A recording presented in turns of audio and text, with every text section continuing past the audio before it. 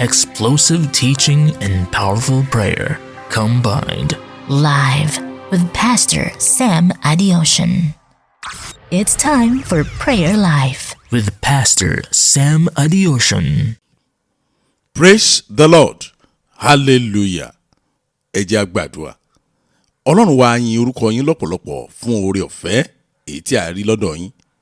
A dúpẹ́, a fọpẹ́, fìyìn, a fi ògo fún yín lónìí nítorí pé a jẹ́ alààyè ọkàn. A dúpẹ́ o nítorí pé ẹ̀yin Ọlọ́run gbọ́ àdúrà. A yìn yín nítorí ọwọ́ agbára yín tó ń ṣiṣẹ́. Jésù Kristi Olúwa ẹ gbà ọpẹ́ wa. Ayérayé inú àwọn ọ̀run Olúwa ẹ gbà ìyìn wa. Ní gbogbo ìgbà nígbà tí a bá ń gbọ́ ẹ̀rí lọ́dọ̀ àwọn ènìyàn ọkàn wa yọ̀ á fi ọpẹ́ fún Ọlọ́run. Mo gbàdúrà bọ́lọ́run tí ń bẹ tẹ́mi ẹ̀bẹ̀ láàyè Ọlọ́run yóò fi àdúrà tòní àfikún ẹ̀rí yín lórúkọ Jésù Kristi. Ògo ni fọ́lọ́run lókè ọ̀run wọ̀ ní orúkọ Jésù Kristi Olúwa wa. Àmín.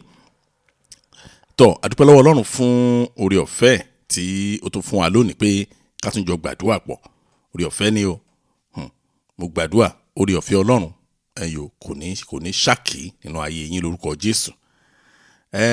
Bí a ṣe ń sọ̀rọ̀ lọ́wọ́lọ́wọ́ báyìí ẹ̀rí ní ọ̀sẹ̀ tó kọjá mo ṣèlérí pé a ó rí form ẹ̀yọ̀ booking seat láti book seat wa fún program wa tó ń bọ̀ lọ́nà ní Freiburg ní Germany. Nítorí àwọn ìdí kan iṣẹ́ yẹn pọ̀ gan ẹ̀rí ṣùgbọ́n mo yín bá sọ̀rọ̀ lọ́wọ́lọ́wọ́ báyìí tí a bá lọ sí orí website wa ní samulogo.com.ng ẹ̀yọ̀ a máa rí fọ́ọ̀mù yẹn nípa program Germany ńbẹ. A ò ní ìdìmọ̀ fún ti London àti mọ pé a sọ fún wa a ní ìdí ẹ̀ tá a fi ń béèrè pé káwọn èèyàn book àwọn tó bá fẹ́ wá pé kí wọ́n gba àyè sílẹ̀ ni pé ká lè mọ̀rú họ́ọ̀lù tá a máa gbà kò ní ìdí méjì ìdí kan péré ni ká lè mọ̀rú họ́ọ̀lù tá a máa gbà yẹn ni pé a ò fẹ́ gba họ́ọ̀lù fún àwọn 10 káwọn 30 wá ẹ̀rí pé àyè ò ní sí gbogbo àdàrú tábàdẹ̀ ní ká gba họ́ọ̀lù tó máa gba àwọn 30 táwọn 10 bá farahàn ẹ̀rí pé ibi àtún rí tàrí torí ẹ̀ la ṣe ń ṣe àwọn ètò yẹn àdẹ̀fẹ́ waste owó a fẹ́ jẹ́ kí ìwọ̀nba tí à ń rí wọlé yẹn karama náà káfọgbọ́n Ọlọ́run náà.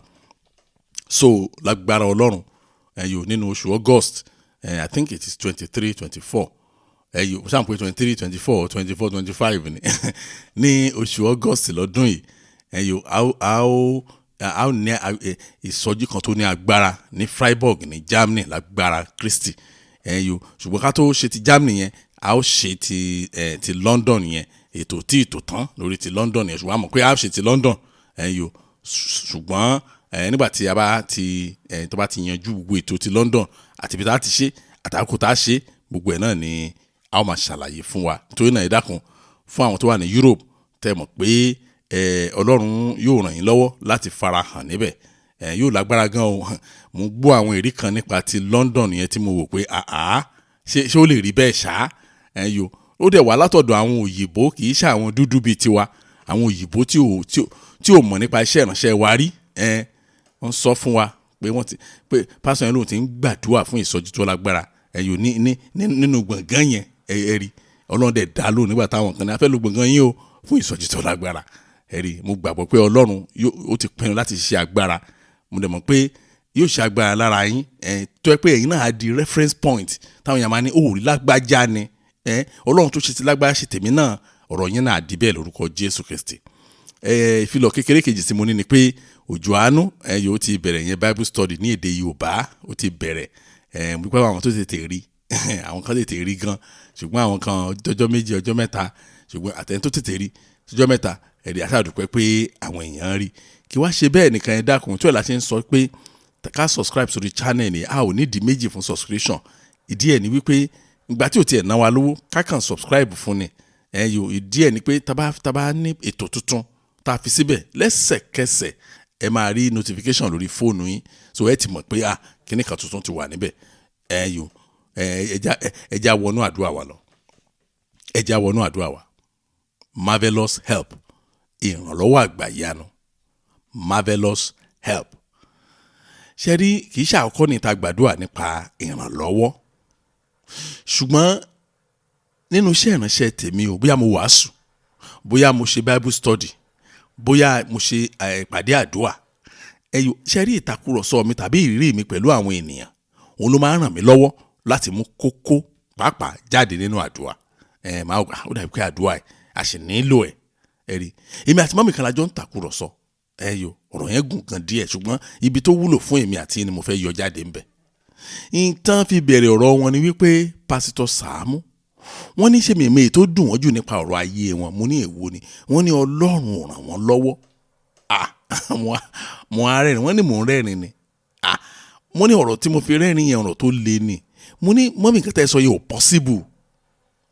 mo ní ẹ̀wò bí mi àti yín sọ̀rọ̀ lọ́wọ́ báyìí ìrànlọ́wọ́ Ọlọ́run ló gbé èmi àti yín dúró. náà wọ́n adákẹ́ náà wojú mo ní bẹ́ẹ̀ ni mo sọ fún yín. pé Ọlọ́run ò ní ràn yàn lọ́wọ́ yẹn kò sí nǹkan tó ń jẹ́ bẹ́ẹ̀. mi ò rí ẹ̀rí o mi ò dẹ̀ gbọ́ rí. àwọn tó ń sọ wọn ò ní òye kẹtàn pé ní ìrànlọ́wọ́ Ọlọ́run ni.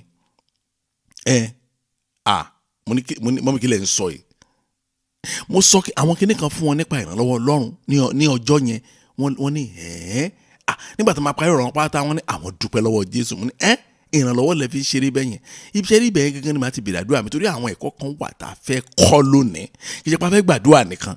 mo fẹ́ fi nǹkan tán pè ní ìrànlọ́wọ́ Ọlọ́run hàn yín gan báwo mo wá ṣe fẹ́ fi hàn yín nípa àwọn apá kan nínú ìrìn àjò ayé tèmi fúnra mi màá fi hàn yín torí kò yé mi náà tẹ́lẹ̀ so kì í ṣẹ̀ṣẹ̀ tẹ́nìkan bá ní ìrànlọ́wọ́ Ọlọ́run kò ràn lọ́ èmi ò kí ń bínú o torí pé èmi náà kò yé mi nígbà yẹn náà ṣùgbọ́n kíní kan wà tí mo fẹ́ kẹ́ ẹ mọ̀ ibi tí màá ti bẹ̀rẹ̀ àdúrà nìyẹn. Kò sí ẹnìkan báyìí nínú ayé yìí tó béèrè ìrànlọ́wọ́ Ọlọ́run genuinely tí ò rí kankan gbà kò possible. ohun tó kàn ṣẹlẹ̀ ni pé ìrànlọ́wọ́ tọ́lọ́run gbé jáde nígbà yẹn kò yé wa ò mọ̀ pé ìrànlọ́wọ́ ẹ̀ gangan nìyẹn àwọn ọmọ tó fìtì ayé wa nìyẹn àtẹ̀síwájú panic àtẹ̀síwájú ẹni tí yẹ ká kúnlẹ̀ sábẹ́ àti kúnlẹ̀ sí làkú fọ́ gbogbo ẹ̀ mọ́ra. Ọlọ́run mi o. now ẹ jẹ́ kí n fi kíni kan hàn yín Psalm 46 verse 1 Bíbélì sọ̀rọ̀ kan níbẹ̀ Psalm 46 verse 1 ó ní Ọlọ́run ní ààbò àti agbára wa ó jẹ́ ìrànlọ́wọ́ lọ́ọ́lọ́ ní ìgbà ìpọ́njú. ẹ má bínú tí Bíbélì Yorùbá tí ń bá yàtọ̀ sí ti yàn àwọn yẹn kan máa ń bèèrè lọ́mí yóò Bíbélì Yorùbá wò lẹ́yìn ń kà á mo ní irọ́ Bíbélì òyìnbó ló wà níwájú mi mo ń túmọ̀ ẹ̀ bí mo ṣe ń kà á ni torí mo ti sọ fún yín èmi kà Bíbélì Yorùbá bẹ́ẹ̀ mi ẹ̀ rí Bíbélì Yorùbá lọ́rùn pé èdè Yorùbá náà fi kọ́ torí pé ọ̀pọ̀lọpọ̀ àìṣe ló wà ẹ̀rí àmà aráṣìírí ẹ̀yọ́ ó ní God is our refuge and strength, a very present help in trouble, a very present help. ìyẹn pé ìrànlọ́wọ́ Ọlọ́run kìí ṣe pé ó ràn yàn lọ́wọ́ nìkan ìrànlọ́wọ́ ọlọ́ọ̀lọ́ ni tẹ́ẹ̀ máa ní Olúwa ràn mí lọ́wọ́ ó gbé ìrànlọ́wọ́ yẹn dìde bẹ́ẹ̀ bí nǹkan tẹ́yìn rò ní pé Olúwa ràn mí lọ́wọ́ Olúwa fún mi lóúnjẹ bóyá ọjọ́ yẹn báyẹn wàá jẹun sàn ní ẹ̀rí àdẹ̀bẹ̀ Ọlọ́run pé kó fún wa lóúnjẹ kò fún wa o irọ́ a ò ní òye ìrànlọ́wọ́ ẹ̀ ni ó ti parí iṣẹ́ ìrànlọ́wọ́ yẹn kákan trust ẹ̀ ni torí pé ọ̀pọ̀lọpọ̀ nǹkan tọ́lọ́run ṣe ò yé wa kò lè yé wa láéláé ó ti sọ fún wa tẹ́lẹ̀ ibi tá ti bẹ̀rẹ̀ àdúrà wa nìyẹn Jésù Olúwa ẹ mọ mi rí ìrànlọ́wọ́ ọlọ́ọ̀lọ́ gbà lọ́dọ̀ yín lórí ayé mi ẹ mọ mi rí ìrànlọ́wọ́ ọlọ́ọ̀lọ́ gbà lọ́dọ̀ yín lórí ayé àwọn ọmọ mi ẹ mọ mi rí ìrànlọ́wọ́ ọlọ́ọ̀lọ́ gbà lórí ìdílé mi àwọn ìdí tó gbọ́dọ̀ jẹ́ ìrànlọ́wọ́ ọlọ́ọ̀lọ́ ni wípé téèyàn bá nílò ìrànlọ́wọ́ ní aago 7 àárọ̀ tí ò bá ìrànlọ́wọ́ yẹn tó bá lọ rí ní aago 7 alẹ́ kì í ṣe ìrànlọ́wọ́ ọlọ́ọ̀lọ́ in fact ní ìgbà míì ó lè má bàá mọ́. Oh Lord, let me receive a present help from you concerning my life. Olúwa jẹ́ kí n rí ìrànlọ́wọ́ lọ́ọ́lọ́ gbà lórí mi lórí ọmọ lórí ọkọ lórí aya lórí ìdílé mo fẹ́ rí ìrànlọ́wọ́ lọ́ọ́lọ́ gbà lọ́wọ́ yín ẹ jẹ́ a gbàdúrà ní orúkọ Jésù ní orúkọ Jésù Ọlọ́run ayérayé mo gbàdúrà Olúwa fún mi ní ìrànlọ́wọ́ lọ́ọ́lọ́ ìrànlọ́wọ́ lọ́wọ́lọ́wọ́ a present help ìrànlọ́wọ́ now ìrànlọ́wọ́ tí mo nílò nígbà tí mo nílò ẹ̀ ìrànlọ́wọ́ tí ó tẹ̀ mí lọ́wọ́ nígbà tó yẹ lórúkọ Jésù ẹ fún mi ní ìrànlọ́wọ́ lọ́ọ́lọ́ ní orúkọ Jésù ẹ fún mi ní ìrànlọ́wọ́ lọ́ọ́lọ́ ní orúkọ Jésù ẹ fún mi ní ìrànlọ́wọ́ lọ́ọ́lọ́ Olúwa ẹ ṣàánú fún mi gbọ́ àdúrà Jésù Kristi Olúwa wa. Bóyá kí n tún repeat ara mi kí n tún sọ kì í ṣe pé mo sọ nítorí pé ẹ̀yọ́ pásítọ̀ ní mí kí la tún máa sọ fún àwọn èèyàn wọ̀nyí o tó máa múnú wọn dùn ayé mi ò ní bàjẹ́ Ọlọ́run nígbà bẹ́ẹ̀ kí n ṣerú ẹ̀ kì í ṣe pé èmi ò ní wàásù pé àdúrà tàbí cancel kí inú yín lè dùn pé máa yẹn ohun tí Bíbélì bá sọ àti ìrírí wa nípa Ọlọ́run òun la máa ṣàlàyé èyí tí ò bá tí ì yé wa kò sí ẹ̀ṣẹ̀ ń bẹ o, kí ẹ̀ ní eléyìí ò tí ì yé yàn mi ò rí ẹ̀ṣẹ̀ ń bẹ. Ohun tí mo fẹ́ repeat ara mi fún ni wípé kò sẹ́ni tó béèrè ìrànlọ́wọ́ dénúdénú tí ò rí kankan gbà, kò ṣeé ṣe. mo dẹ̀ sọ fún wa wípé problem ta ni pé a ní òye bọ́lọ́run ṣe ń ṣiṣẹ́. So a gbà pé ta kékeré láti ọjọ́ ẹ wo ibi tẹ́ nǹkan tẹ́yìn lò mọ́ra tó bọ́ kọ́lọ́run gbójú kúrò. ẹ rí ọmọ wa àkọ́bí nínú ilé wa tá a kọ́ bí ọlọ́run mi o, a ṣe kinní kan fún ọmọ yẹn ní ọdún kan. ṣe tó bá yẹ pé nígbà tá a ṣe fún ọmọ yẹn ó ní ipá àti agbára láti níbọn, ó dá mi lójú pé ó máa yìnbọn sí wa. ṣùgbọ́n bàtà ọmọ yẹn wá ń dàgbà tó yẹ wá yé kò sígbà tí kì í sọ̀rọ̀ yẹn láti dúpẹ́ pé ọlọ́run mi ò decision lágbára o. ṣe rí àwọn decision kan wà tí ọlọ́run ń ṣe fún wa jẹ́ pé ó nira gógó ṣùgbọ́n òpin ẹ̀ máa ń mú ayọ̀ wá. bóyá tí n bá ṣàlàyé díẹ̀ bóyá ó máa yé wa, òótọ́ dẹ̀ ni. ṣe láti bébì àwọn kan mọ sórí ẹ̀ dáadáa, láti bébì first born wa ò gbé ọ̀dọ̀ wa láti bébì ó ti jáde primary school ká tó gbà sọ́dọ̀ padà. ìdí òun náà ló fà á kì í ṣàwà, òótọ́ ni o. torí ní bébì grandma ni ṣá tí màmá ẹ̀ bá gbé gan ó lè bù sẹ́kún, ṣùgbọ́n tí grandma bá gbé báyìí ó bẹ̀rẹ̀ sí ṣeré ẹ̀ lọ nìyẹn. ẹ̀rí ilé wa ò dẹ̀ jìnnà síra. bẹ́ẹ̀ lọmọ yẹn pápá títí bọ́mọ yẹn ṣe ń dàgbà nìyẹn ló ń pe grandma ẹ̀ ní màmá tó bí òun gangan fúnra ẹ̀. ẹ̀yin ọmọ ọlọ́run, ọmọ yẹn wá kú díẹ̀ kó jáde primary, in fact ó kú táàmù kan péré. ṣe àmọ́ pé àmì ìmọ̀ bẹ́ẹ̀ ṣe ń lọ school lọ́dọ̀ yín, lọ́dọ̀ tiwa ní Nàìjíríà táàmù 3 ni, first term, second term, third term. tó bá ti wá dé third term yẹn lọ́mọ school máa gba promotion, á ṣe exam promotion.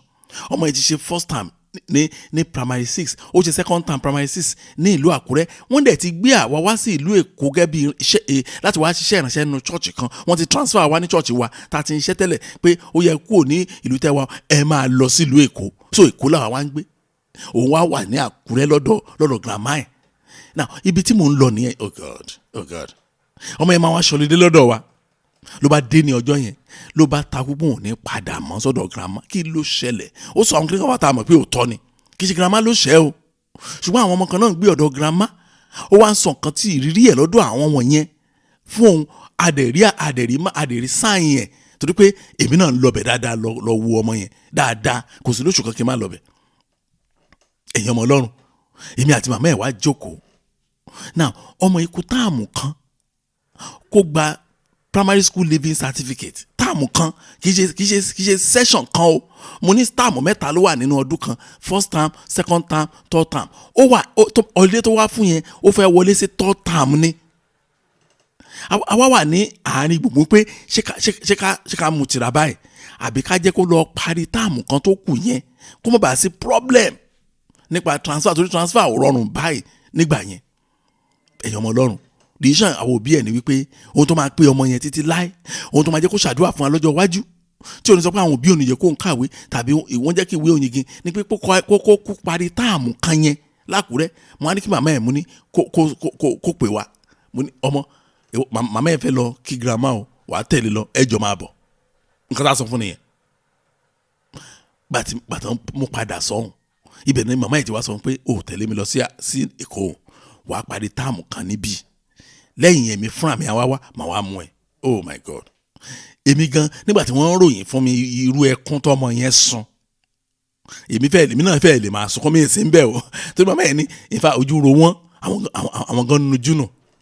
ṣẹ́rí decision yẹn ọmọ yẹn ò mọ̀ díẹ̀ bó ṣe rí láàrin àwa àti Ọlọ́run nìyẹn.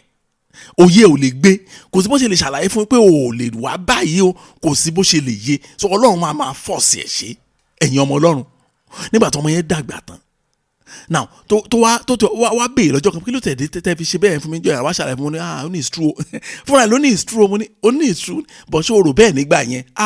ó ní in fact ó ló yà ọ́ lẹ́nu pé ó lóun tẹ̀ sọ pé kò sẹ́ni tó fẹ́ràn láyé ìmọ̀ bẹ́ẹ̀. mo ní kí wàá ní kí ni ìdí tàbí ṣe tá a ṣe yẹn?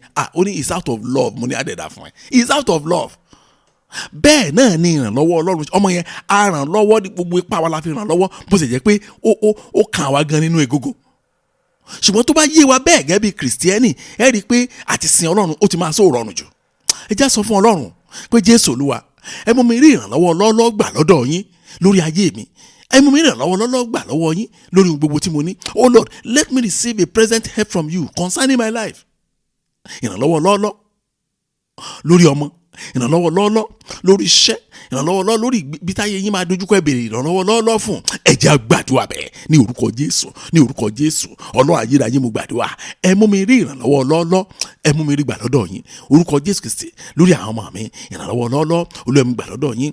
Lórí ìdílé mi ìrànlọ́wọ́ lọ́ọ́lọ́ Olúwa jẹ́ kí n rí gbà lọ́dọ̀ yín. Lórí aya mi ìrànlọ́wọ́ lọ́ọ́lọ́ jẹ́ kí n rí gbà lọ́dọ̀ yín. Lórí ọkọ mi ìrànlọ́wọ́ lọ́ọ́lọ́ jẹ́ kí n rí gbà lọ́dọ̀ yín. Lórí iṣẹ́ mi ìrànlọ́wọ́ lọ́ọ́lọ́ jẹ́ kí n rí gbà lọ́dọ̀ yín. Bẹ́ẹ̀ ṣe máa tẹra máa àdúrà yẹn nìyẹn, bẹ́ẹ̀ ṣe máa tẹnu máa àdúrà yẹn nìyẹn. Torí pé Ọlọ́run ó ṣe tá àti ràn wá lọ́wọ́.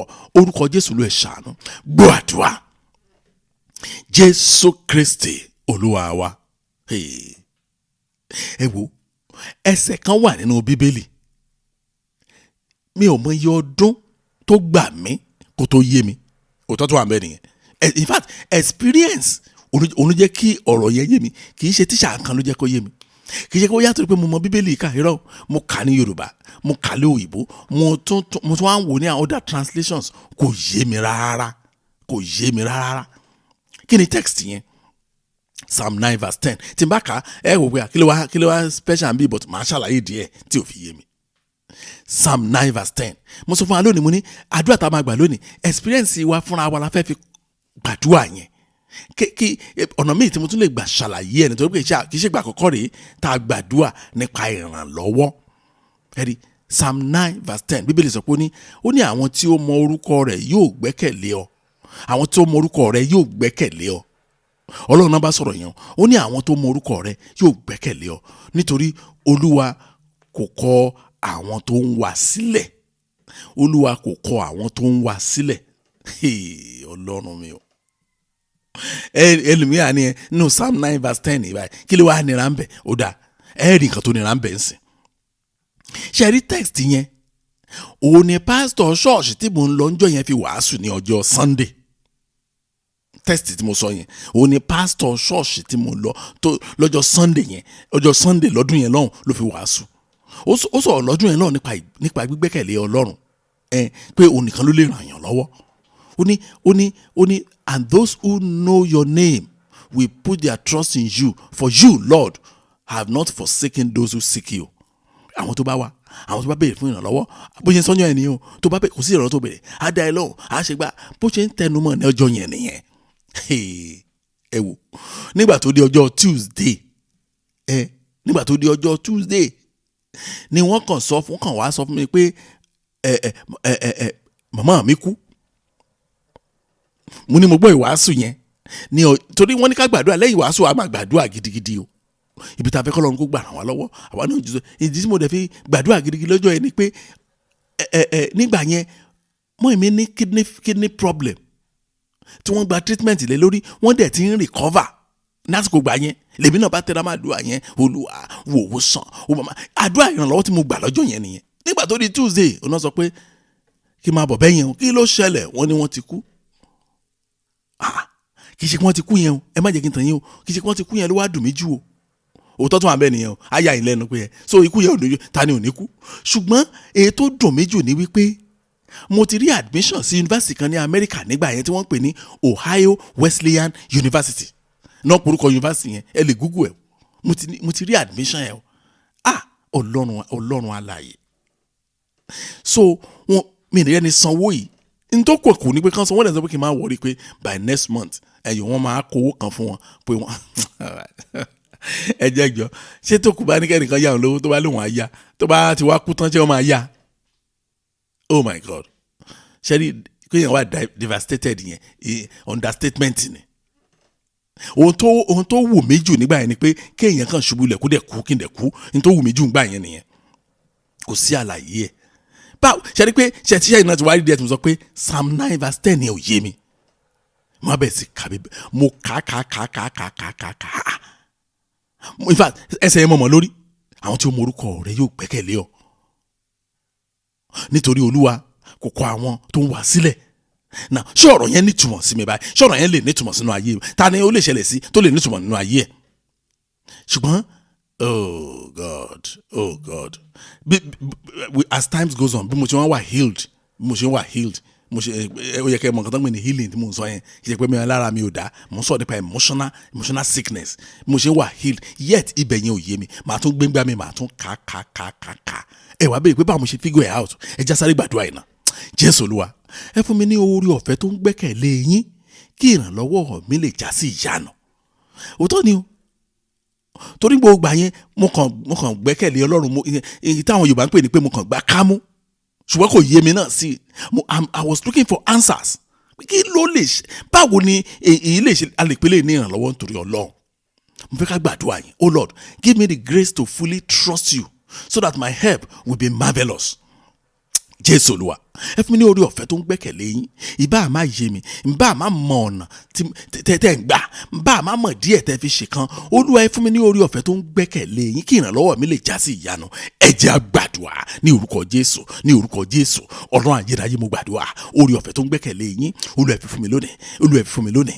Oore ọ̀fẹ́ tó ń gbẹ́kẹ̀lé yín, Olúwa ẹ fi fún mi lónìí kí ìrànlọ́wọ́ mi lè já sí ìyanu. Kí ìrànlọ́wọ́ mi lè já sí ìyanu. Oore ọ̀fẹ́ tó ń gbẹ́kẹ̀lé yín, Olúwa ẹ fi fún mi kí ìrànlọ́wọ́ mi lè já sí ìyanu. Oore ọ̀fẹ́ tó ń gbẹ́kẹ̀lé yín, Olúwa ẹ fi fún mi kí ìrànlọ́wọ́ mi lè já sí ìyanu. Oore ọ̀fẹ́ tó ń gbẹ́kẹ̀lé yín, Olúwa ẹ fi fún mi kí ìrànlọ́wọ́ mi lè já sí ìyanu. Oore ọ̀fẹ́ tó ń gbẹ́kẹ̀lé yín, Olúwa ẹ fi fún mi kí ìrànlọ́wọ́ mi lè já sí ìyanu. Gbọ́ àdúrà. Jésù Kristi Olúwa wa. Ẹ̀yin ọmọ Ọlọ́run, mo sọ fún yín òótọ́ ni o, fún ọ̀pọ̀lọpọ̀ ọdún tí bá tún ráyè má ti ka ìbéèrè débi kan, má tún padà síbẹ̀ yẹn pé báwo ni kò right, kò true, kò make sense pé àwọn tó bá gbẹ́kẹ̀lé á rí ìrànlọ́wọ́. How? Níbo ni mo tún á rí ìrànlọ́wọ́ yẹn báyìí? Ìgbà míì màá tún ka gbogbo chapter Psalm 9 yẹn, bóyá màá rí answer nínú chapter yẹn. Kì í ṣe pé bóyá bíbélì yẹn kì í ṣe pé ó nira kà o, ṣùgbọ́n kò relevant nínú ayé mi ibi tí mo ń lọ ni, kò ní túmọ̀ sí mi rárá. Ṣùgbọ́n wá di ọjọ́ kan, oh my God, ó ti pẹ́ ìwà yẹn àti àwa náà ti dúró déédéé ẹnu iṣẹ́ ìránṣẹ́, ó ti yé wa dáadáa. Èmi náà wá ń túmọ̀ ọ̀rọ̀ kan fún mi nígbà tí mo ń gbàdúrà. Mi tiẹ̀ wá gbàdúrà yẹn mọ́, kò yé mi náà, mo ti abandon ẹ̀ nígbà tó yá. Mi tiẹ̀ wá kà mọ́, so kò yé mi mọ́, so mo kà sí ara àwọn nǹkan tó wà láyé tí ò ṣe mi. Ṣùgbọ́n èèyàn stop mi láti má gbẹ́kẹ̀lé Ọlọ́run. Ṣùgbọ́n nínú àdúrà tí mò ń ṣe yẹn fún nǹkan míì, nàmí Ọlọ́run wá mú mi realize pé ṣé èmi mọ̀ pé àwọn òbí tèmi wọ́n ti fi mí ṣọfà fóun, pé ọmọ vow ní mí, ọmọ ẹ̀jẹ́, pé òun lòun ní mí kì í ṣe àwọn òbí. The day tí wọ́n make vow yẹn, òun lòun ní mí kì í ṣe àwọn òbí mi. Wọ́n ní ọ̀nà tí màmá mi tí mo ń pariwo kókù yìí, ọ̀nà tó wá ń gbé ayé mi gbà, ẹ̀mí Ọlọ́run sọ pé kò bá wíìlì òun mu. ṣé ẹ̀rù Ọlọ́run ò bá yìí bẹ́ẹ̀ tí máa sọ fún mi pé báwọn kan ṣe, àwọn kan tó ń pariwo tó máa sọ pé àwọn àtọlọ́run ẹgbẹ́, wọn ò mọ nǹkan tó ń pè ní Ọlọ́run ni, wọn ò mọ, kò yé wọn. Wọ́n kàn sùn, wọ́n jí, wọ́n jẹ yán yó, inú wọn ti yójú, tẹ́yìn bá dẹ̀ ti yójú gbà mí, kébi kábẹ́kàbẹ́ báyìí láma ta bọ́nbọ́n, kò ní yé. Ẹ̀rí, ẹ gbàgbé oyè tán jẹ́ o, àìmọye àwọn èèyàn tó yẹ pé Ọlọ́run ò mọ̀. Ṣùgbọ́n téèyàn bá ní ìrírí Ọlọ́run ní you are a covenant child. The day táwọn òbí ẹ̀dẹ̀ ti make a vow yẹn, they have no stake in my life. Kò sí nǹkan tán ṣe tán sọ lórí ayé mi tó nítumọ̀ pé òun ló ní design yẹn. Ṣùgbọ́n òun á discover pé wọ́n á tún á gbéra, wọ́n tún fẹ́ já mi gbà láti máa tẹ̀rí ayé mi sí ọ̀nà míì pátápátá tóun ní fún mi, ló ṣe gbé ìgbésẹ̀ yẹn. Kábíyèsí, ẹ̀yin ọmọ Ọlọ́run, kíní kan ni mo wá fẹ́ kẹ́ mọ̀. Bó tilẹ̀ jẹ́ pé ní ìgbà gbogbo ikú màmá yẹn ní time yẹn ó sì wà painful up till now. Mi ìṣeré o, ó sì wà, mi mọ̀ bí mo ti lè ṣe ṣàlàyé, mo ṣe ń sọ, ó sì wà painful up till now. Ṣùgbọ́n ní ojoojúmọ́ ni mo yin Ọlọ́run pé ó takú, Ọlọ́run ò gbà fún wọn. Oh God, oh my God. Mo yin Ọlọ́run lọ́wọ́lọ́wọ́ báyìí pé ibi tí ayé mi wá dé dúró báyìí, ọ̀nà tó wá gbé ayé mi gbà báyìí, wow, pé Ọlọ́run wa ẹ̀ máa ní agbára o. What is my point? Kí ni point mi? Ẹni pé ìrànlọ́wọ́ Ọlọ́run ó kọjá pé mo fẹ́ jẹ ráìsì, mo rí ráìsì jẹ. Ìrànlọ́wọ́ Ọlọ́run ó kọjá gbogbo. Ìrànlọ́wọ́ kọjá pé mo fẹ́ ralẹ̀, ìrànlọ́wọ́ Ọlọ́run kọ́ nìyẹn. Ìrànlọ́wọ́ Ọlọ́run ni mímú ètè Ọlọ́run ṣẹ nínú ayé wa. The help of God is all about fulfilling his purpose in our life. Nǹkan tó ń pè ní ìrànlọ́wọ́ Ọlọ́run ni. Ẹ jẹ́ á sọ fún Ọlọ́run sẹ́, Jésù Olúwa, ẹ fún mi ní ìrànlọ́wọ́ ìyanu tó mú èrèdí wá sáyé mi ṣẹ. Ìrànlọ́wọ́ tá a mú reason tọ́lọ́run fi dá yín, tá a mú wá sí ìmúṣẹ. Tọ́lọ́run bá fi picture ìdí ẹ̀ tó fi dá yín hàn yín, ẹ bẹ̀ wípé kó dá yín padà sí bébì kẹ́ lè tún ayé yín lò. Ẹ gbà mú ìsọ fún yín. Oh Lord, give me marvelous help that will help fulfill my purpose in life. Marvelous. Ó mà ṣe o. Tí Ọlọ́run bá gbọ́ àdúrà tá a fẹ́ gbà ẹ wòrà inú gíláàsì ẹ̀ ní dára yín mọ̀. Kì í ṣe pé ẹ bóra sí kí ẹ yàtọ̀, ṣùgbọ́n ẹ ní gbàgbọ́ ibi tí ayé yín dé dúró. Jésù Olúwa, ẹ fún mi ní ìrànlọ́wọ́ ìyanu tó mú èrèdí wá sáyé mi ṣẹ. Ẹ jẹ́ á gbàdúrà bẹ́ẹ̀ ní orúkọ Jésù. Ọlọ́run ayérayé, mo gbàdúrà, ẹ fún mi ní ìrànlọ́wọ́ ìyanu tí ó mú èrèdí wá sáyé mi, tí ó mú ṣẹ. Èrèdí wá sáyé mi, mo máa fẹ́ kó ṣẹ. Ìdí tẹ́ fi dá mi, ìdí tẹ́ fi dá mi ní àlàyé, ìdí tí mo ṣe wà láàyè lónìí, ó mà nídìí. Kí wàá ní èrèdí wá sáyé òun gan lórúkọ Jésù Kristi. Mo ní ìrànlọ́wọ́ àgbàyanu ní orúkọ Jésù Kristi. Tí ó mú èrèdí wá sáyé mi, tí ó mú ṣẹ. Olúwa ẹ ṣàánú fún mi lónìí. Ìrànlọ́wọ́ àgbàyanu fún àwọn ọmọ mi tí ó mú èrèdí wá sáyé wọn, tí ó mú ṣẹ. Olúwa ẹ fún wọn ìrànlọ́wọ́ àgbàyanu. Gbọ́ àdúrà. Jésù Kristi Olúwa wa. Ẹ̀wọ́ ẹ̀yin ọmọ Ọlọ́run, nígbà tí mò ń sọ pé mò ń wá answers tí mi ò rí yẹn, kíní kan ló help mi láti tẹ̀síwájú. Kíní kan wà tó help mi láti tẹ̀síwájú ní gbogbo àyẹn. Ọpẹ́lọpẹ́ Hebrew chapter 4 verse 15 and 16. Ọpẹ́lọpẹ́ ẹsẹ̀ yẹn ó tọ́ ni o. Ọpẹ́lọpẹ́ ó sọ ràn mí lọ́wọ́ gan, mi ò dẹ̀ mọ̀ díẹ̀. Hebrew chapter 4 verse 15 and verse 16 bẹ́ẹ̀ lè sọ pé nítorí a kò ní olórí àlùfáà tí kò lè ṣàìbánikẹ́dùn nínú àìlera wa. Abẹ́ ìgbọ́. Ó ní a kò ní olórí àlùfáà. Yẹn pé olórí àlùfáà táwa ní, olórí àlùfáà kan tá a ní, ó understand láti, ó mọ nǹkan tán pè ní sympathy, ó mọ nǹkan tán pè ní wàhálà, ó mọ nǹkan tán pè ní ìṣòro. So kò sí irúpò tá a wà tí ò ti experience nǹkan tó rí bẹ́ẹ̀ rí. So ó mọ bó ṣe ń rí lára. Ibi kan tí bí ẹ ń sọ nìyẹn. Ó wá Bíbélì tẹ̀síwájú. Ó ní nítorí a kò ní olórí àlùfáà tí kò lè ṣàìbánikẹ́dùn nínú àìlera wa, ẹni tí a dánwò lọ́nà gbogbo gẹ́gẹ́ bí àwa, ṣùgbọ́n kò dẹ́ṣẹ̀. Ẹsẹ̀ yẹn mo kọ́ ka ẹsẹ̀ yẹn láàkọ́, mo ní wàá pé a dánwò ní ọ̀nà gbogbo bẹ́ẹ̀ kò dẹ́ṣẹ̀. Orúkọ wo ni wọ́n pe Jésù? Ó débi kan wọ́n ní ẹ̀mí òkun ló ń lò. Àìmọye àwọn èèyàn tó yẹ kó accept ẹ̀ lórí reject ẹ̀. Ó tún lọ sí ìlú tá a ti bí wọn kò ríṣẹ́ ìyanu gidi kan ṣe ń bẹ̀. Gbogbo ìgbà ní àwọn Farisí, táwọn Farisí ò bá gbógun tì, àwọn Sadusí á gbógun tì, tí ò bá jẹ́ bẹ́ẹ̀ àwọn àgbààgbà gbógun tì, àwọn olórí àlùfáà ńkọ́ oh God. Wọ́n ní ṣùgbọ́n ó ṣe kí ni ní gbogbo ẹ̀ pátá kò dẹ́ṣẹ̀ bá sísìn. Ó nítorí náà ẹ jẹ́ kí a wá sí ibi ìtẹ́ oore ọ̀fẹ́ pẹ̀lú ìgboyà kí a lè rí àánú gbà, kí a sì rí oore ọ̀fẹ́ láti máa ràn ní lọ́wọ́ ní àkókò tí ó wọ̀. Oh my God. So ibì kan wà tí wọ́n pè ní ìtẹ́ oore ọ̀fẹ́. So ìtẹ́ kan wà ní ọ̀run tí Ọlọ́run ní àga ẹ̀ sí. Bóyá eré àbí tó ti ń gba tẹ́gùn nìyẹn. Mo jẹ́ ìmàjí ẹ̀rẹ̀ má bínú, bẹ́ẹ̀ mi jẹ́ káwé bù nìyẹn pé so ìtẹ́ kan wà tí Ọlọ́run ní tó ń pè ní ìtẹ́ oore ọ̀fẹ́. Bóyá àbí tó ti ń gba tẹ́gùn nìyẹn. Mo sọ nìyẹn, bóyá àbí tó ti ń gba tẹ́gùn nírọ̀lẹ́ nìyẹn. Ọlọ́run mi o, wọ́n ní ìbẹ̀rẹ̀ ni àánú Ọlọ́run ń gbé. Ìbẹ̀rẹ̀ yẹn ti ń rí ìrànlọ́wọ́ gbà. That is why mo rántí lọ́dún yẹn lọ́hùn nígbà tá a fẹ́ rẹ́gísítà ìjọ wa Mercy Gospel Church ní Nàìjíríà. Lọ́ọ̀yà yẹn sọ fún mi pé ó ló yẹ ká ní Bible motto. Ajẹ́ motto wa, ajẹ́ focus wa. Mi ò tiẹ̀ ṣí Bible mo ní kó kọ Hebrew chapter 4 verse 16 sí. Bẹ́ẹ̀ ni nínú dọ́kúmẹ́ntì wa ní ti Nàìjíríà yìí, Hebrew chapter 4 verse 16 òní motto ministry wa. Nítorí náà ẹ jẹ́ kí a wá sí ibi ìtẹ́ oore ọ̀fẹ́ pẹ̀lú ìgboyà kí a lè rí àánú gbà, kí a sì rí oore ọ̀fẹ́ láti máa ràn lọ́wọ́ ní àkókò tí ó wọ̀. ọ̀rọ̀ yẹn trillion òun keep me going. Ẹ jẹ́ ká sọ́dàdúà. Jésù Olúwa, ẹ fà mí lọ sí ibi ìtẹ́ orí ọ̀fẹ́ níbi tí àánú yín ń gbé. Tọ́lá bá fà wá lọ síbi bẹ́ẹ̀ ìrànlọ́wọ́ àgbà ìyanu dé nìyẹn tí Bíbélì sọ ni mò ń sọ fún wa yẹn. Oh Lord, pull me to your throne of grace where your mercy resides, where your mercy lives. Níbi tí àánú yín gbé, Olúwa ẹ fà mí lọ báyìí. Ẹ fà mí lọ síbi ìtẹ́ orí ọ̀fẹ́ níbi tí àánú yín gbé. Ẹ fà àwọn ọmọ mi lọ síbi ìtẹ́ orí ọ̀fẹ́ níbi tí àánú yín gbé. Ẹ fà ìdílé mi lọ síbi ìtẹ́ orí ọ̀fẹ́ níbi tí àánú yín gbé. Ẹ fà ọkọ mi lọ síbi ìtẹ́ orí ọ̀fẹ́ níbi tí àánú yín gbé. Ẹ jẹ́ a gbàdúrà bẹ́ẹ̀ ní orúkọ Jésù, ní orúkọ Jésù. Ọlọ́run ayérayé mo gbàdúrà. Olúwa ẹ fà mí lọ síbi ìtẹ́ orí ọ̀fẹ́ níbi tí àánú yín gbé. Olúwa ẹ fà mí lọ síbi ìtẹ́ orí ọ̀fẹ́ níbi tí àánú yín gbé. Olúwa ẹ fà àwọn ọmọ mi lọ síbi ìtẹ́ orí ọ̀fẹ́ níbi tí ẹ̀yin grandparent ẹni kí Ọlọ́run fà àwọn ọmọ yín lọ síbi ìtẹ́ orí ọ̀fẹ́ níbi tí àánú yín gbé. Ní orúkọ Jésù Kristi, Olúwa ẹ ṣàánú. Àánú Ọlọ́run ó máa ń gbé bí kan tá pè ní ibi ìtẹ́ orí ọ̀fẹ́. Olúwa ẹ fà mí lọ síbi ìtẹ́ orí ọ̀fẹ́ níbi tí àánú yín gbé. Ẹ fà ìdílé mi lọ síbi ìtẹ́ orí ọ̀fẹ́ níbi tí àánú yín gbé. Olúwa ẹ ṣàánú fún mi.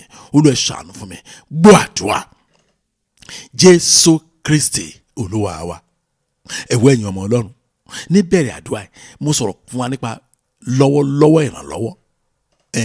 Àti ẹ̀ka ẹsẹ̀ Bíbélì yẹn lọ́wọ́lọ́wọ́ ìrànlọ́wọ́ lọ́lọ́. Mi ìdẹ̀ ní purọ́ tàn yín. Tẹ́yìn náà bá fẹ́ purọ́ tàn yín, ẹ̀yin náà mọ̀ pé at one stage in your life you have seen the present help of God. Kí ló ń pè ní lọ́lọ́ ìrànlọ́wọ́? Nígbà tí ẹ nílò ìrànlọ́wọ́ lójijì, kò sẹ́ni tẹ́ ẹ mọ̀ tó lè ràn yín lọ́wọ́, ṣùgbọ́n ẹni tẹ́ ẹ mọ̀ rárá ó dẹ̀ gbé ìrànlọ́wọ́ dìde, ìrànlọ́wọ́ àgbàyanu, ìrànlọ́wọ́ tó yẹ pé ẹ ṣàǹṣe ohun tó jẹ́ bẹ́ẹ̀ kò fẹ́ sẹ́ni tí ò tí ì ní experience yẹn rí láyé, tó yẹ pé kò yẹ kò tọ́ sí kinní yẹn, ibi tó dẹ̀ bó dẹ̀ ṣe rí kò lè ṣàlàyé ẹ̀, kò yé òun gan fúnra ẹ̀. Ẹsẹ̀ kan wà ní Bíbélì tó kọ́ mi pé òun gan ló kọ́ mi béèyàn ò ṣe kí n panic, béèyàn ò ṣe kí n bother, béèyàn ò ṣe kí n worry nígbà tí èèyàn ò bá mọ ètò Ọlọ́run. Àwọn ìpele kan wà ní ayé nìyẹn, ìyẹn onímọ̀ ètò Ọlọ́run, ìyẹn onímọ̀ plan ẹ̀, ìyẹn akàrí pé ohun gbogbo tiẹ̀ kò balance, ìyẹn gbàdúrà ó dà pé kò change, ìyẹn àìsàn ni ò kì í jẹ́ kí n bother, mi ò tiẹ̀ ríro. Bẹ́ẹ̀ ni mo sọ fún yín. Isaiah chapter 41 verse 13. Isaiah 41 verse 13. Ẹ̀gbọ́n kan tó sọ ni. Ó nítorí, oh God, ó ní for I, the Lord your God, will hold your right hand, saying to you, fear not, I will help you. Máa ń sọ màá ní o, bẹ́ẹ̀ tí ní kí n máa ó ti dì mí lọ́wọ́ mú ló wà ràn mí lọ́wọ́ wá ní tèmi. Tí má gbà tí má rí màá à ń lọ síbi ìrànlọ́wọ́ yẹn gan nìyẹn. Ọlọ́run ibi mi àtàwọn làjọ ń lọ yìí. Àwọn kan tó súnmọ́ máa rò bóyá ṣé kìí ṣe máa yín ó ti ní skọ́skọ́ báyìí kí ni ṣé wọn ò rí ìṣòro tí wọ́n ní ojú mi ò fọ́ mọ́ ṣùgbọ́n mo gbẹ́kẹ̀lé Ọlọ́run bẹ́ẹ̀ nítorí èmi ni Olúwa Ọlọ́run rẹ tí ó di ọwọ́ ọ̀tún rẹ mú tí ó sì wí fún ọ pé má ṣe bẹ̀rù, èmi yóò ràn ọ́ lọ́wọ́. Ọlọ́run ní kí n má bẹ̀rù, òun á ràn mí lọ́wọ́. Kí wàá mo fẹ́ ṣe sí? Ṣé báà mo ṣe lè gbé ìrànlọ́wọ́ dìde fúnra mi tí Ọlọ́run bá ràn mí lọ́wọ́? Ó máa ṣe, ó tàn. Àwọn ọmọ mi ti mọ kíní yẹn lọ́dọ̀ mi, ẹsikísà wọ́n máa ní ká san owó báyìí, báwo kò bá sùn màá dẹ̀ wo àkáǹtì, màá fi hàn wọ́n gbà mí wò sórí báláǹsì mi. Ṣùgbọ́n ọmọ ìdí mo fi ṣe bẹ́ẹ̀ fún ọ ni pé kí wọ́n lè ní ìgbẹ́kẹ̀lé nínú Ọlọ́run. Ọlọ́run á ṣe, ìjọ wo la máa san? Ọlọ́run á ṣe, kò dẹ̀ ṣẹlẹ̀ rí, Ọlọ́run á dẹ̀ tún ṣe. Ọmọ yẹn náà ni ó dé stage kankan náà àmọ́ mi béèrè pé ṣé kìí ṣe pé àmọ́ fi fake àkáǹtì àwọn lè máa kàn rẹ̀ ní bó ṣe kó sọ́nà nìyẹn, torí pé nǹkan pè ní àgbà àyanu ìrànlọ́wọ́ nìyẹn, ó máa yà yẹn lẹ́nu yẹn onígbàgbọ́ bẹ́ẹ̀. Jésù Olúwa, ẹ mú ìlérí ìrànlọ́wọ́ ṣẹ ní ìgbàgbọ́ inú ayé mi. Ìlérí ìrànlọ́wọ́ ló wà ń bẹ̀ yẹn. Ó nítorí èmi ni Olúwa Ọlọ́run rẹ tí ó di ọwọ́ ọ̀tún rẹ mú tí ó sì wí fún ọ pé má ṣe bẹ̀rù, èmi yóò ràn ọ́ lọ́wọ́. Ìlérí ìrànlọ́wọ́ nìyẹn. Oh Lord, always fulfill your promise of help in my life. Jésù Olúwa, ẹ mú ìlérí ìrànlọ́wọ́ ṣẹ nígbà gbogbo nínú ayé mi. Ẹ mú ìlérí ìrànlọ́wọ́ ṣẹ nígbà gbogbo nínú ayé àwọn ọmọ mi. Ẹ mú ìlérí ìrànlọ́wọ́ ṣẹ nínú ìdílé mi nígbà gbogbo. Ẹ jẹ́ á gbàdúrà bẹ́ẹ̀ ní orúkọ Jésù, ní orúkọ Jésù. Ọlọ́run ayérayé, mo gbàdúrà, Olúwa ẹ mú ìlérí ìrànlọ́wọ́ ṣẹ nígbà gbogbo nínú ayé mi. Ìgbà gbogbo tí mo bá nílò ìrànlọ́wọ́, ìlérí ìrànlọ́wọ́ tẹ́ ti ṣe lórúkọ Jésù lẹ mú ṣẹ. Olúwa ẹ mú ìlérí ìrànlọ́wọ́ ṣẹ, ẹ mú ìlérí ìrànlọ́wọ́ ṣẹ, ìlérí ìrànlọ́wọ́ lórúkọ Jésù lẹ mú ṣẹ, ìlérí ìrànlọ́wọ́ Olúwa ẹ mú ṣẹ. Olúwa ẹ ṣàánú fún mi, Olúwa ẹ ṣàánú fún mi, Olúwa ẹ ṣàánú fún mi, Olúwa ẹ ṣàánú fún mi. Gbọ́ àdúrà Jésù Kristi Olúwa wa. Ẹ wò, mo fẹ́ ká tún àdúrà yẹn gbà, ṣùgbọ́n nǹkan tí mo fẹ́ sáré sọ fún wa kí ni òní wípé ẹ dákun mo bẹ̀ yín, níwọ̀n ìgbà tẹ́ ẹ bá ṣe wà nínú ayé tá a wà yìí, ìwọ̀n ìgbà tẹ́ ẹ bá ṣe mí, mo fẹ́ jẹ́ kí ẹ care less about your life's outcome. Ẹ gbà mo sọ fún yín pé ohunkóhun tí ì bá dé, ipòkípò tẹ́ ẹ bá wà, ìrí tẹ́ ẹ bá là kọjá, ẹ má jẹ́ kí ìyẹn jẹ́ determinant factor Ọlọ́run fún ayé yín. Ẹ má jẹ́ kó jẹ́ determinant factor ọjọ́ iwájú ayé yín. No, kì í ṣe bó ṣe ń lọ nìyẹn. Ìyẹn kọ́ náà ń pè ní ìgbẹ́kẹ̀lé Ọlọ́run. Torí mo rí pé láyé tá a wà yìí, kí nǹkan má ti ṣe, nǹkan tí kìrìsìtẹ́nì òde òní ń fẹ́ ni kó ṣáà máa dùn yúngbà, iṣẹ́ mi ò bọ́ lọ́wọ́ mi, mọ̀ mi ò ṣàìsàn, èmi náà lọ hospital, ìgbàgbọ́ kìrìsìtẹ́nì pé ìyẹn náà ń pè ní ìgbé ayé. Irọ́ o. Ètò Ọlọ́run ju gbogbo nǹkan bá hàn yẹn lọ. Mo sọ fún alẹ́ kan, mo ní kí wọ́n pè ní ìrànlọ́wọ́. Ìrànlọ́wọ́ Ọlọ́run ni pé kí ète Ọlọ́run kó ṣẹ nínú ayé ènìyàn, èrèdí ẹ̀ tó fi wá sáyé kó wá sí ìmúṣẹ. Ó tán. Òun gangan náà ń pè bẹ́ẹ̀. Ẹ ṣáà rí dájú pé ọkàn kan lẹ fi ń sin Ọlọ́run. Ẹ rí dájú pé ẹ ti kọ gbogbo ẹ̀ṣẹ̀ sílẹ̀. Then ẹ rí dájú pé ẹ lè prove ìjólóòtọ́ yín sí Ọlọ́run tẹ́ bá dúró síwájú ẹ̀ nígbà gbogbo. Ìtẹ́ mi ṣe nìyẹn o, pé tí Ọlọ́run bá pè mí ní àárọ̀ kùtùkùtù kó ní ọyá Sàámú, ó yá wá prove fún mi pé ó jẹ́ olóòótọ́ sí mi, gbangba ni màá dúró síwájú ẹ pé Olúwa ṣé kí n bọ́ṣọ kẹ́ ẹ lè rí ọkàn mi. Bó pè mí lọ́sàn-án the same thing, bó pè mí lálẹ́ the same thing. Nígbàgbọ́ you should be ever ready to prove your faithfulness before God. Tẹ́ bá ti lè ṣe yẹn,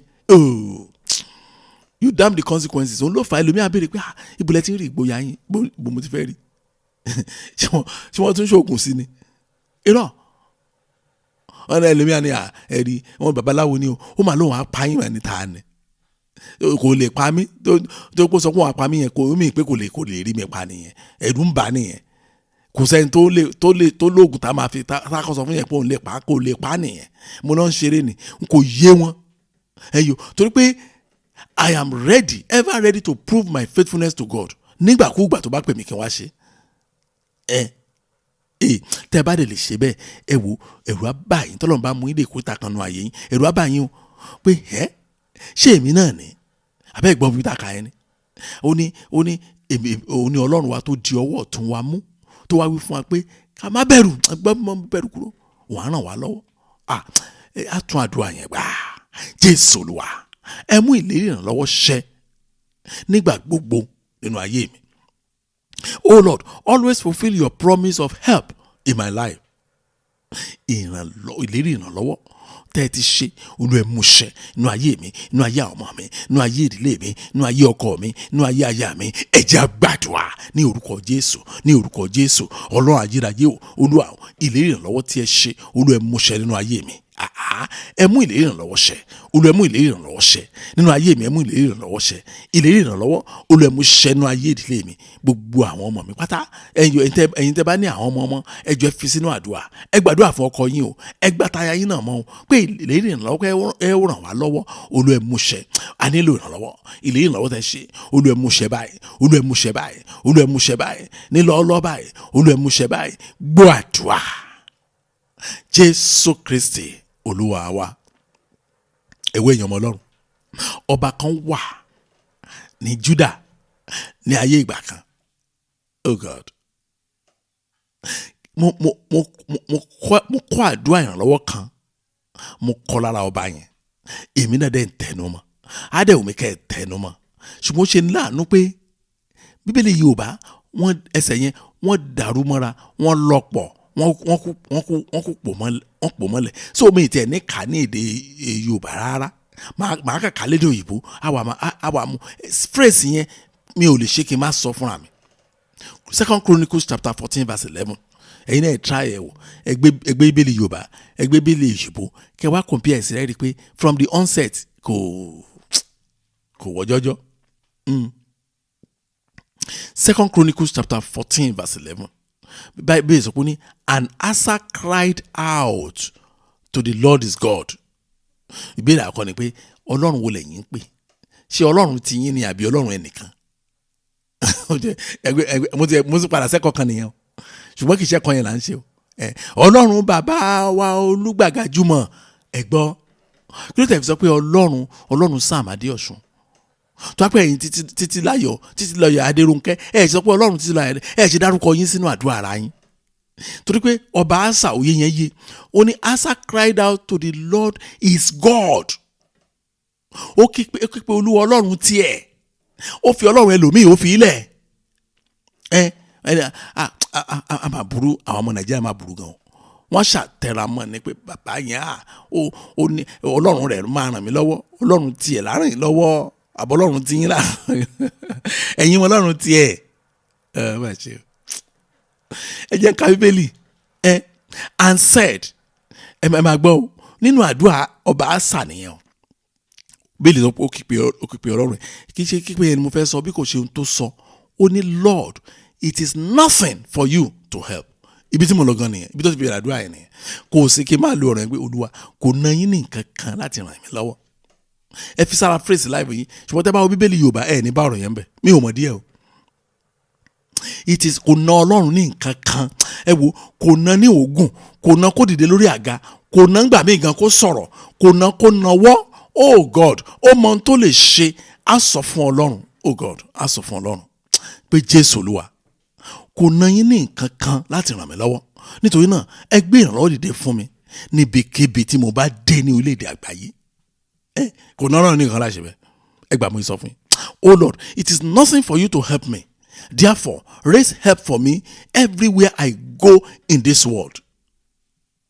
Tẹ́ bá lè fi kún àdúrà yín jẹ́ n sọ fún yín ẹ wà nílé ọlọ́run á gbé àwọn èdè tá ràn yín lọ́wọ́ ẹ máa lọ lójú àdúgbò ọlọ́run á gbé àwọn èdè fún yín láti ràn yín lọ́wọ́ ẹ débi iṣẹ́ ọlọ́run á gbé ìrànlọ́wọ́ fún yín láti ràn yín lọ́wọ́ ẹ tún á travel ẹ kó ní agbè tí wọ́n mọ̀ yín ẹ lọ sí agbè tí wọ́n mọ̀ yín ọlọ́run á tún gbé ìrànlọ́wọ́ fún yín níbi tẹ́ tún dé òun làdúrà yín túmọ̀ fún wa Jésù Olúwa kò ná yín ní ohunkóhun láti ràn mí lọ́wọ́ nítorí náà ẹ gbé ìrànlọ́wọ́ dìde fún mi níbikíbi tí mo bá dé nínú ayé yìí ẹ gbé ìrànlọ́wọ́ dìde fún àwọn ọmọ mi níbikíbi tí wọ́n bá dé nínú ayé yìí ẹ gbé ìrànlọ́wọ́ dìde fún ìdílé mi níbikíbi tá a bá dé nínú ayé yìí ẹ jẹ́ á gbàdúrà bẹ́ẹ̀ ní orúkọ Jésù ọlọ́run àjíráyé mo gbàdúrà kò ná yín ní ohunkóhun láti ràn mí lọ́wọ́ bẹ́ẹ̀ ẹ tẹra mọ́ ọ̀rọ̀ yẹn dáadáa ẹ tẹra mọ́ gan pé kò ná ọlọ́run ní ohunkóhun láti ràn yín Jésù Olúwa kò ná yín ní ohunkóhun láti ràn mí lọ́wọ́ o nítorí náà níbikíbi tí n bá dé níbikíbi tí àwọn ọmọ yín bá dé níbikíbi tí aya mi bá dé níbikíbi tí ọkọ mi bá dé Olúwa ẹ gbé ìrànlọ́wọ́ dìde fún mi níbẹ̀ níbikíbi tá a bá tẹ̀ lórílẹ̀‐èdè ayé Olúwa ẹ gbé ìrànlọ́wọ́ dìde fún wa Olúwa ẹ gbé ìrànlọ́wọ́ dìde fún wa kò ná yín ní ohunkóhun láti ràn wá lọ́wọ́ kò ná yín ní ohunkóhun láti ràn wá lọ́wọ́ orúkọ Jésù Olúwa ẹ ṣàánú wa kò ná yín ní ohunkóhun láti ràn wá lọ́wọ́ níbikíbi tí a bá dé ẹ gbé ìrànlọ́wọ́ dìde gbọ́ àdúrà Jésù Kristi Olúwa wa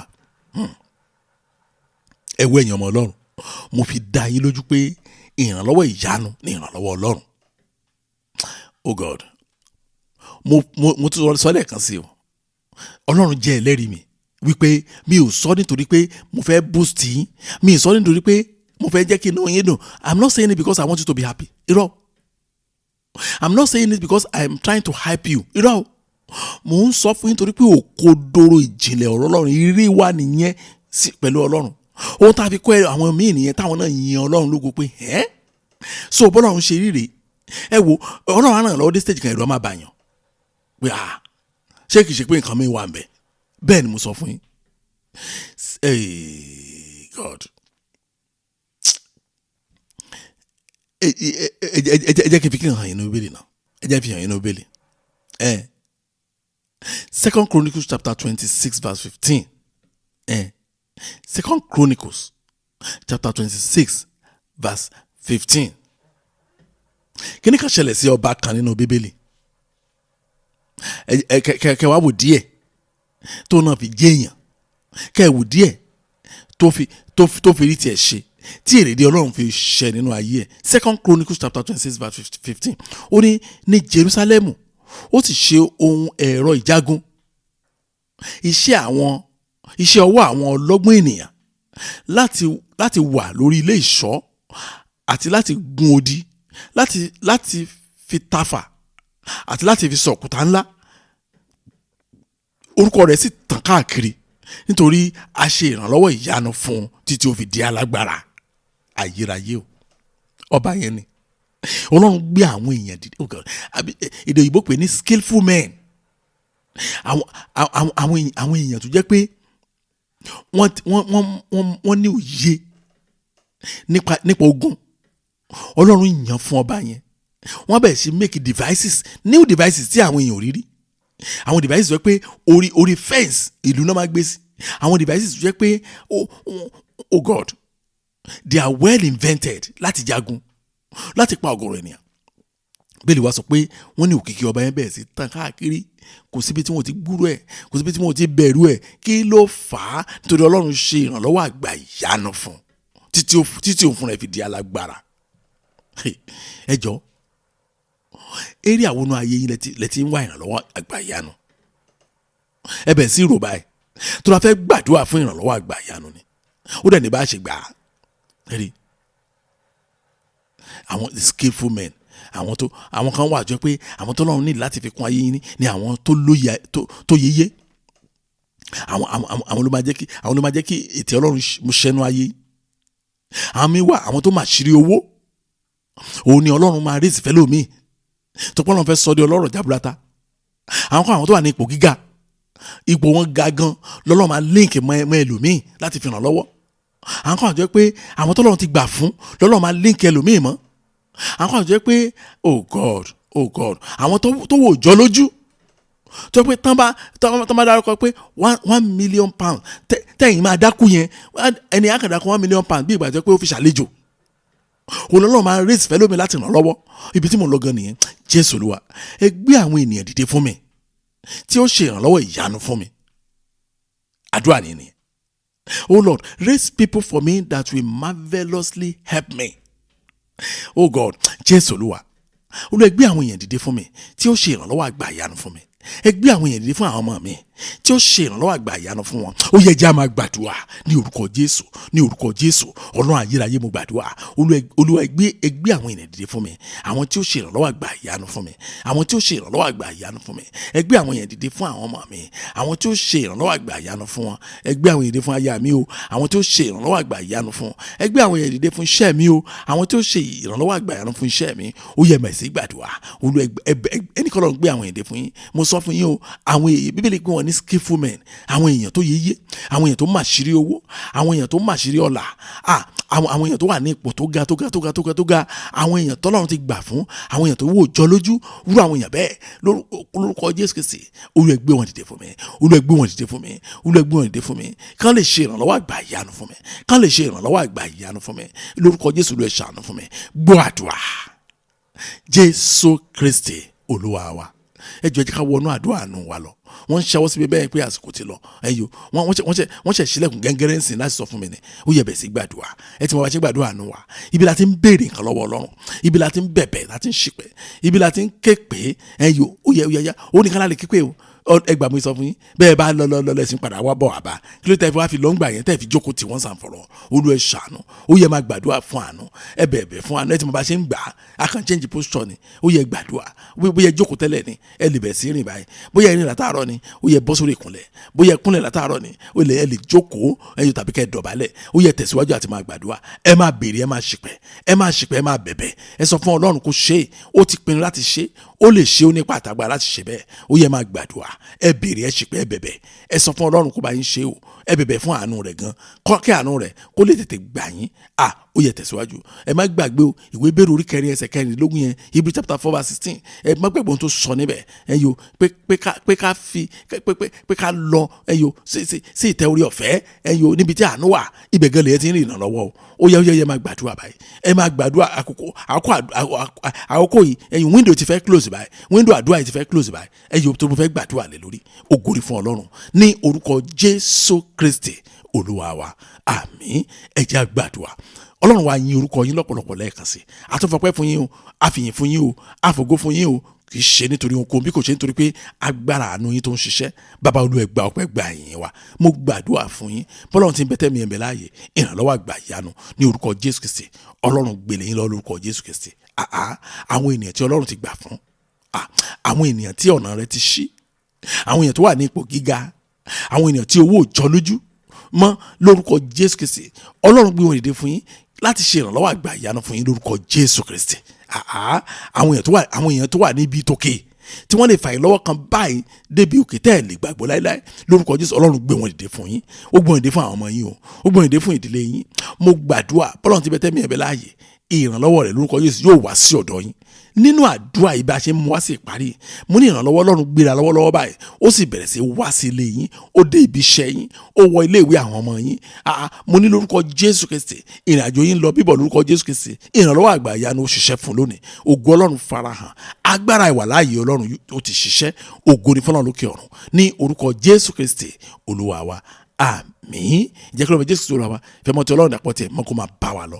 Kọ́lọ́run kó ṣàánú fún wa. Kódà àti rí àánú Ọlọ́run gbà náà torí pé àdúrà wa ti gbà, ẹ̀rí sì ti tẹ̀lé. Ògo ni fún Ọlọ́run lókè ọ̀run ní orúkọ Jésù Kristi Olúwa wa. Àmín. Praise the Lord. Hallelujah. Thank you and God bless you.